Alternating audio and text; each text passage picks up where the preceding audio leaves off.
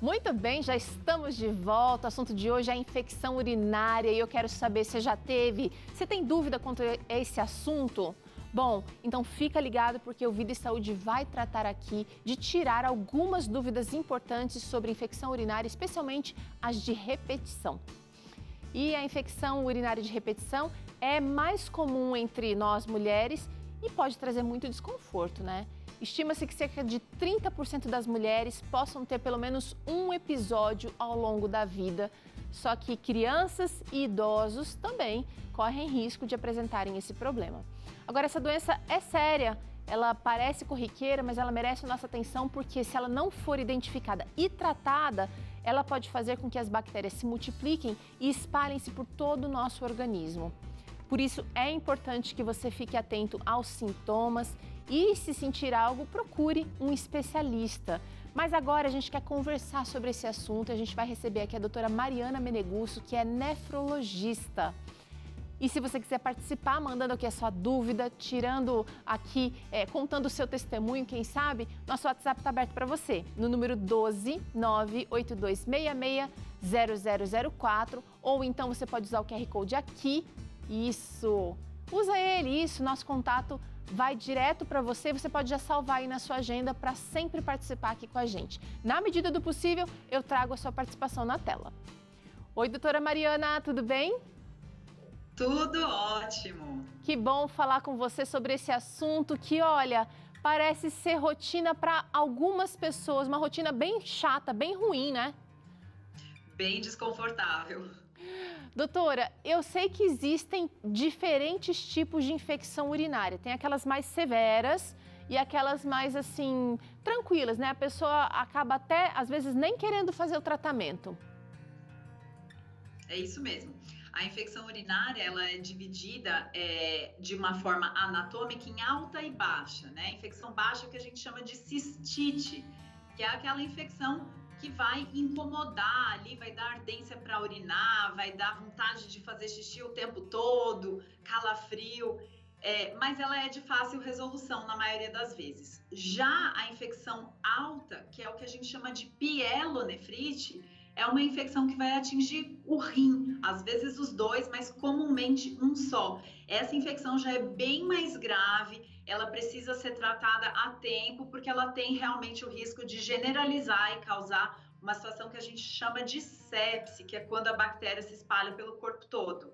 E a gente não quer isso não, porque isso é inclusive um risco sério para a vida, né? Agora, a infecção urinária de repetição, o que é essa infecção, doutora? A gente tem um critério que é de 3 episódios num intervalo de 12 meses e 2 episódios num intervalo de 6 meses ou episódios muito próximos uns dos outros, tá? Essa determinação, ela serve para mulheres, porque homens, toda vez que um homem tem um único episódio de infecção urinária, ele já precisa ser investigado e tratado com maior atenção. A mulher não, ela pode ter infecções urinárias de forma, digamos que normal, porque a nossa anatomia favorece. Mas se você tem até 3, tá tudo bem. Mais do que 3 é considerado de repetição num período de 12 meses. Agora, quando a gente fica assim doente, eu pelo menos quando eu preciso entrar no antibiótico, eu sempre me pergunto, por que será que eu fiquei doente? Será que eu não estou me cuidando? Será que a minha imunidade está baixa? Como que funciona na questão da infecção urinária? A gente pode pegar a infecção, por exemplo, usando banheiro público? Não, a infecção, ela geralmente acontece por um desequilíbrio do nosso próprio organismo. Então, essa bactéria, ela tá lá na gente, mas ela não deveria entrar e nem proliferar. Entrar até que ela pode, porque a anatomia feminina é favorável. A gente tem uma uretra, que é o canal que liga a bexiga à parte externa, é curto, é internalizado, diferente do homem que é externo. Então, tudo isso favorece a entrada de bactérias que estão ali naquela região perineal. Ânus, vagina, uretra, todos muito próximos uns dos outros. Geralmente, essas bactérias que causam infecção urinária, elas vêm com as fezes, com a parte intestinal. E por que ela causa, né, a infecção? Por que chega a dar sintomas? Porque ela se proliferou. E isso aconteceu porque a gente não teve capacidade para conter. Seja porque a gente ficou muito tempo sem tomar água, muitas horas sem esvaziar a bexiga, e com isso a bactéria teve tempo de sobra para crescer, ou porque o nosso sistema imune não está legal. E isso pode ser por uma série de fatores. Olha E que... também, Peru, só complementando, pode ter questão genética associada. É bem comum a gente ver mulheres com infecção de repetição, cujas mães, irmãs também têm esse mesmo problema. Tá. Eu já tô pensando aqui em como o nosso corpo é sábio, né? Porque quando a gente tem uma infecção, a gente meio que começa a fazer xixi com maior frequência, talvez na tentativa do organismo mandar embora um pouquinho dessa alta proliferação de bactérias. Mas aguenta aí que a gente vai falar sobre soluções já já. Primeiro, eu quero trazer na tela um dos sintomas da infecção urinária. Vamos ver, quem é que mandou pra gente? Tá aí, Solange Pinheiro, de Salvador. Boa tarde. Uma ardência perto de fazer xixi. O que pode ocasionar este problema? Eu vou ampliar sua questão aqui, Solange, ó. Vem pra cá comigo. Aí, ó, vou ampliar, porque não é só perto do xixi, né? Às vezes é na hora de fazer xixi. Às vezes tem gente que reclama que é aqui embaixo, né? Pode ser sintoma, doutora? Sim, pode, mas também pode não ser. Esse é um sintoma muito comum da cistite, né, que é essa infecção na bexiga, mas a gente também pode ter ardência para urinar quando a gente fica muitas horas sem fazer xixi ou quando a gente tem pouco líquido dentro dessa urina, uma urina muito concentrada, tomou pouco líquido ao longo do dia, fez uma urina muito concentrada, essa urina também pode arder na hora que ela passa no canal. Tá. Já que a gente está falando de ardência, uma urina mais quente do que a gente está acostumado também pode indicar um problema? Tem alguma... ou pode indicar não só infecção urinária ou outro problema, doutora? Geralmente essa urina que arde, ela costuma ter uma sensação na gente de que é mais quente, mas ela de fato não é, né? A temperatura é sempre a mesma, mas pode dar essa sensação de uma urina quente. Tá. Vamos para outro sintoma aqui, gente, que é o seguinte: a pessoa tem vontade de fazer xixi toda hora. Então, ela acabou de esvaziar a bexiga, dali uns 5 minutinhos, 10 minutinhos, e ela vai no banheiro, parece que não sai muito xixi, né? Fica só com aquela vontade. Exatamente, não sai porque não tem mesmo xixi lá dentro para sair. O que causa essa vontade de urinar é uma irritação na parede da bexiga.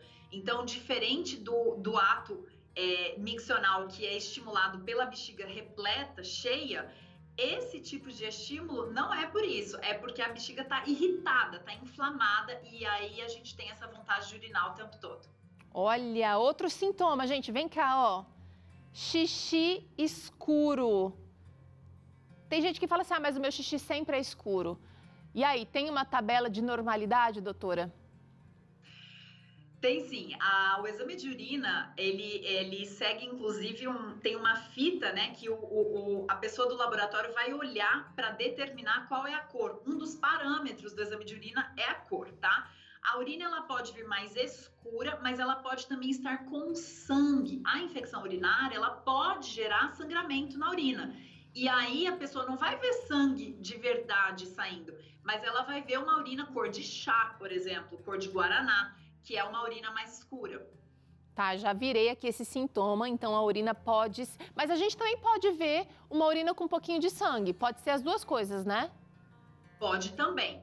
Urina com sangue real, assim, sangue vivo, precisa pensar em outras causas, inclusive que confundem com a infecção urinária. Por exemplo, a passagem de uma pedrinha. A gente já falou desse assunto aqui.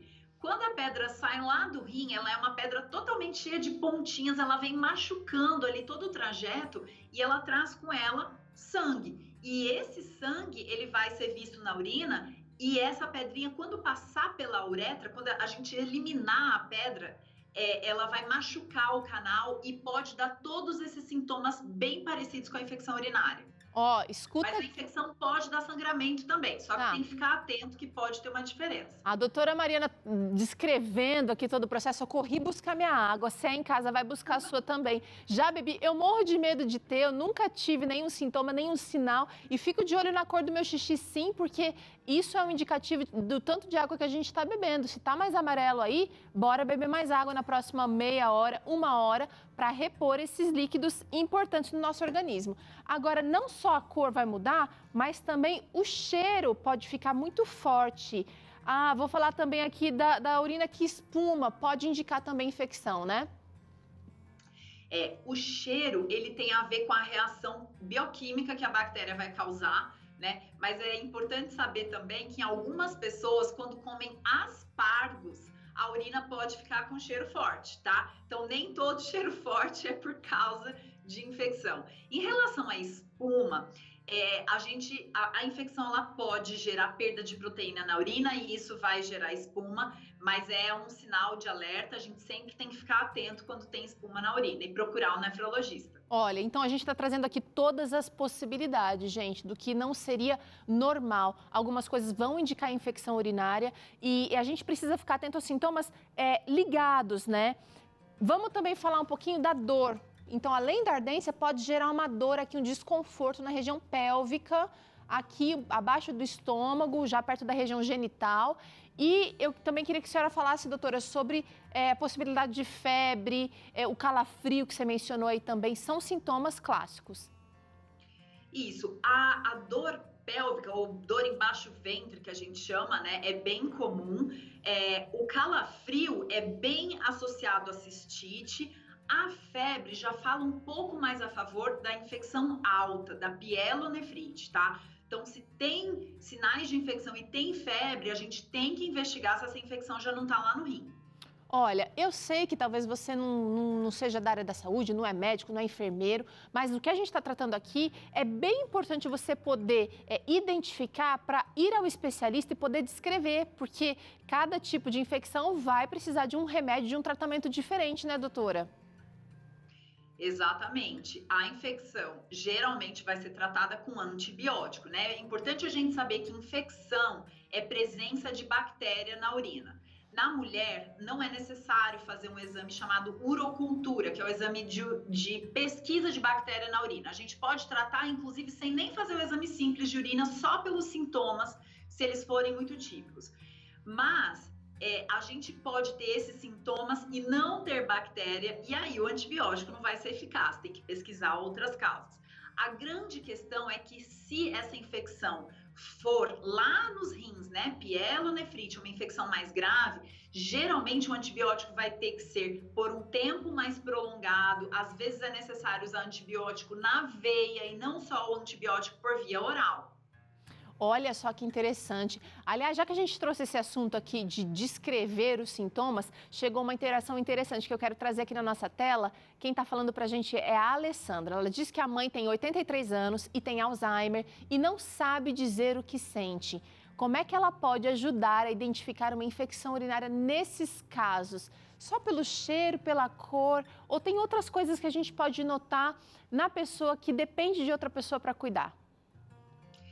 Assim como no idoso, o bebê, por exemplo, que ainda não fala, também é uma incógnita, né? Como que o bebê vai falar que está com infecção urinária? Então, a gente tem que ficar atento a diversos sinais. Um aumento na irritabilidade, às vezes diminui o apetite, muda algum padrão. Agora, é muito importante pensar que o idoso com Alzheimer, principalmente se usa fralda, né? É um fator predisponente para infecção urinária, então esse paciente precisa ter um cuidado maior mesmo. Doutora, tem muita gente trazendo aqui uma questão, ainda falando, dá pra gente colocar na tela? Queria trazer agora porque a gente está falando ainda de sintomas e tem muita, mas muita gente mandando uma questão aqui pra gente, que eu quero trazer uma que vai representar todo mundo.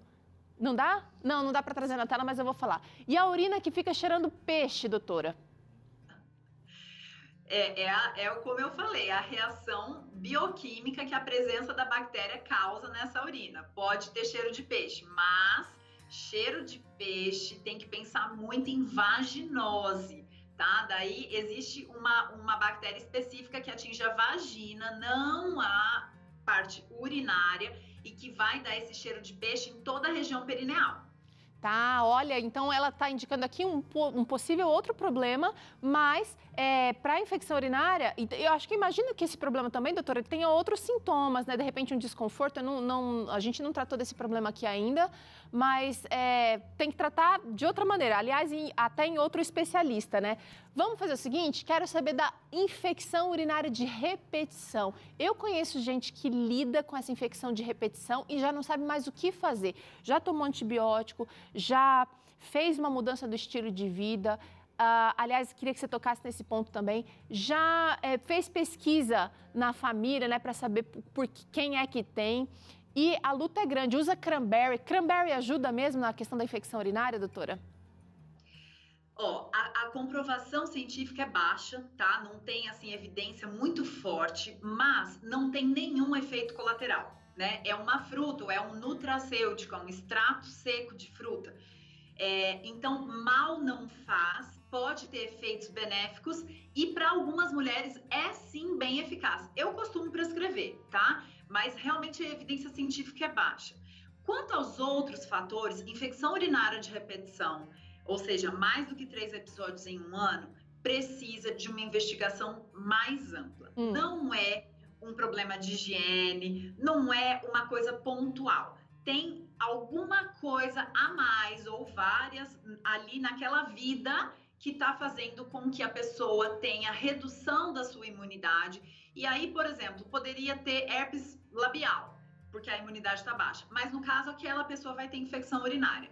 Então, vai ter que avaliar se o sono está adequado, se não está muito estressada, se está tendo aí um consumo adequado de alimentos vegetais, se não está comendo muito alimento ultraprocessado, muita carne, que também já tem evidência de que aumenta as infecções urinárias.